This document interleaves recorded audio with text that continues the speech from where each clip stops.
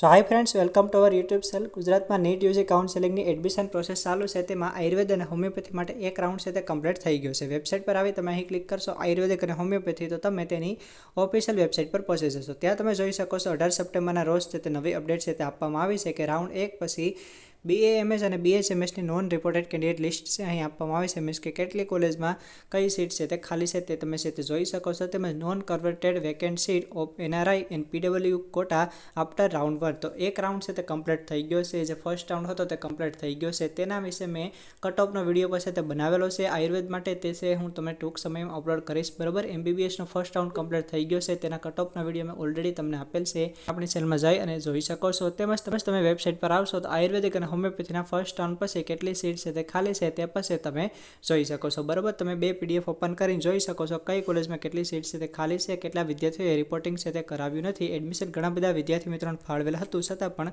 ઘણા બધા વિદ્યાર્થી મિત્રો એડમિશન છે તે કન્ફર્મ કરાવ્યું નથી, બરાબર. તો આ હતી તમારી લેટેસ્ટ ઇન્ફોર્મેશન આયુર્વેદિક અને હોમિયોપેથી રિલેટેડ. આયુર્વેદિક કટ ઓફનો વિડીયો છે હું ટૂંક સમયમાં આ ચેનલ પર અપલોડ કરીશ. તો તમે જો હજુ સુધી આપણી આ ચેનલને સબસ્ક્રાઈબ ના કરી હોય તો તમે આપણી આ ચેનલને છે તે સબસ્ક્રાઈબ કરી શકો છો. તેમજ તમે મને વોટ્સએપ ચેનલમાં ફોલો કરી શકો છો. તેમજ ઇન્સ્ટાગ્રામ પર પછી તમે મને ફોલો કરી શકો છો. તેની લિંક છે હું નીચે ડિસ્ક્રિપ્શનમાં તમને પ્રોવાઈડ કરી દઈશ.